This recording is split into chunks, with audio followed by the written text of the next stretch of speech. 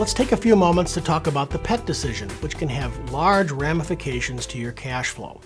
When it comes to deciding whether or not to allow Fluffy in your rental home, there are some factors you should consider before making that decision. Everybody loves pets, but over the years, our experience has found that both rents and vacancies, as well as the potential for pet damage, can and will be affected by the pet decision. Whether to allow pets or not, what types of pets, and the sizes of these pets can have a significant impact on investment properties and on the cash flow. With our multi-decade experience in managing residential rentals, I can share with you some of our insight that will help you maximize your cash flow as well as minimize the risks from damage from pets.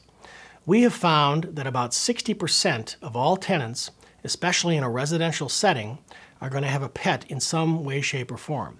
If you say no to pets, you're actually saying no to a little bit more than half of your potential customers.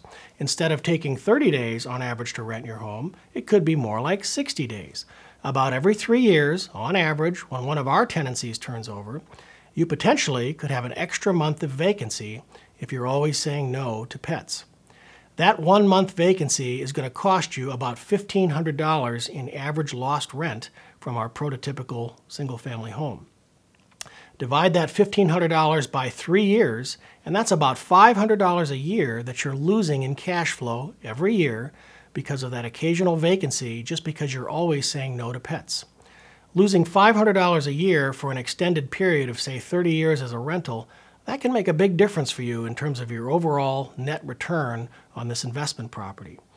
Also, at 33rd Company, $500 can go a long way with the volume discounts we have on maintenance. We can fix a lot of things and a lot of pet damage just from that lost rent due to the occasional vacancy.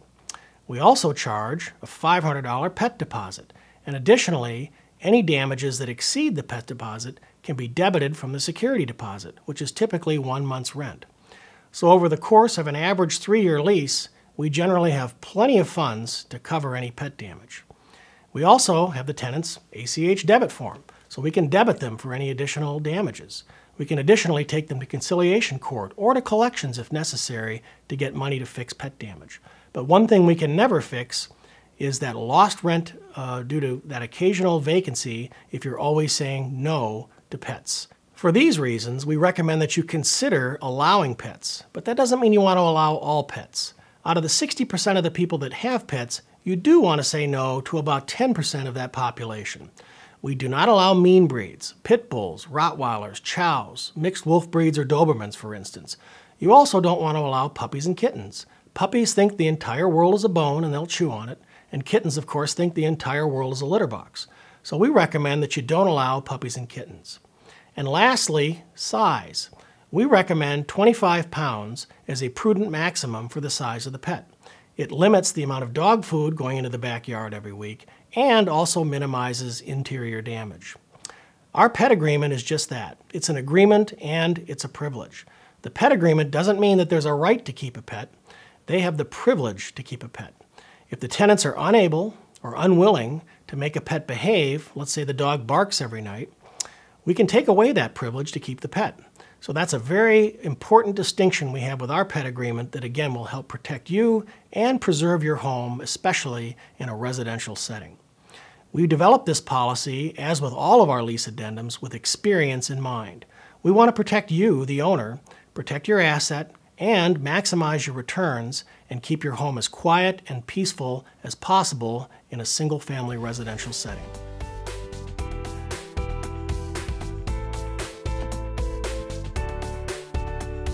All right, let's talk about move-ins, move-outs, and transitions.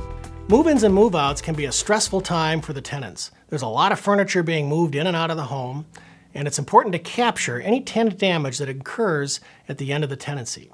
How do we reconcile damages at the end of the tenancy? We want to make sure that the damages are mitigated, and to do that we use the security deposit, but there are a lot of laws with regard to the security deposits and with the documentation that you need to have in order to support charges against a security deposit. The tenants certainly have rights to quiet enjoyment and to privacy, and a certain amount of normal ordinary wear and tear in the home is, of course, not only allowed but expected. But if anything exceeds that, we want to make sure that we capture it in the form of a disposition against a security deposit so that we can repair the damage and get the home ready to rent. How do we do that? Well, the first thing that we do when we check a tenant in is we take high-resolution digital pictures of the entire home, inside and out. We use a high-res camera, not a video camcorder, and we walk through the entire home to get a photo essay of everything. And that reflects the condition of the home at the time the tenants take possession. Guess what? Not good enough. We also want something else too. We also want something with a signature on it. So what do? We also require that the tenants fill out a move-in, move-out condition checklist. It's an exception report, and the form indicates that unless otherwise noted, the premises are clean, good working order, and undamaged.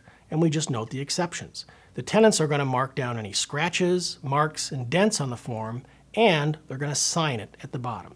Now we have two sets of court-supportable documentation that supports the condition of the home at move-in. So at the end of the tenancy, we have enough documentation so we can act if there are any discrepancies that may occur during the move-out. When we check tenants out of the home, we have our digital pictures, we have our move-in, move-out condition checklist, and the same property manager, schedule permitting, to check them in will check them out. We will have all of the recorded marks, scratches, and dents, and we're going to go through the property and we're going to do a survey to see if there is any other damage to the home that was not there when the tenants moved in. If there is damage that was there now, wasn't there before, we're going to assign one of our vendors. We'll pull out a vendor cost sheet and we're going to look at it and we're going to say, let's, for example, say there's a 6-inch hole in the wall. We're going to pull out our vendor cost sheet. Oh, that wasn't there before. 6-inch hole, patch and paint, $87. That's what we're going to charge the tenant. That's what we're going to write on the expense ledger on the move-out checklist. And that is what the tenants are going to be responsible for. If the tenant pushes back and says, well, I didn't do that, certainly we've got our move-in pictures and we can compare them. Well, here's the before picture, here's after, I'm not sure. What don't we get here? Oh, maybe it was my mover that did that, they might say. But $87 seems a little high for fixing a 6-inch hole in the drywall. If the tenant pushes back on price for a repair or for damage, we will give them a copy of the picture of the damage, give them 3 days, and they're certainly welcome to fax us a quote from a licensed bonded contractor, and if it's lower than ours, not only will we honor it, we'll give them 10% more to boot to thank them for getting a lower quote. That's basically how we got all our vendors in the first place. We always want to treat our tenants fairly and ethically. We always want to have excellent documentation, which we have, and we always want to share our vendor discounts with tenants so that there's never a reason for them to feel like they haven't been treated fairly. Now, that's a great way to disposition damages. That's a great way to reconcile them and to treat the tenant fairly. But what's better than being good at dispositioning damages or resolving disputes? How about not having any damages or disputes? How do we get there? 2 months prior, during the notice period, we give the tenants a full detailed list of, a checklist basically, of all the things they have to do to get the home ready to rent. Yes, they have to clean the stove. Yes, they have to sweep the garage. They have to get the carpets cleaned. All those things they have to do, and they're supposed to take care of that before they move out. We also give them the discounts for maid services, carpet cleaning services, handyman services. We want the tenants to succeed. They're our customer. They've been good to this point. We want to help them be good to the very end. So we're going to help them succeed by sharing all of those discounts and helping them during that 2-month period to get the home back into a ready-to-rent condition. The tenants, of course, by signing up for these services, they're going to be thrilled, especially if they don't have to clean the home for 8 hours after spending 8 hours moving out of the home. Now they can sign up for a low-cost maid service and have that home spit-spot by the time they move out and ready to rent. The nice thing for the owners is that the home is now ready to rent at the end of the tenancy.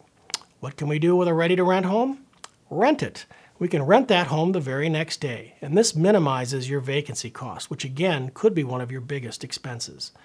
So now we can have new tenants moving in straight away. The owners are happy. The old tenants are thrilled because they didn't have to do any cleaning. The home is in great shape and it's been re-rented to another great set of incoming tenants. That is going to save money. It's going to make it a win-win situation for all of the parties involved. And there were no unexpected issues that were charged against the prior tenant's security deposit that would add to liability or dispute. And that makes them happy. This is how we create value for tenants, for owners, and for the properties, and it's considered an industry best practice which 33rd Company has developed.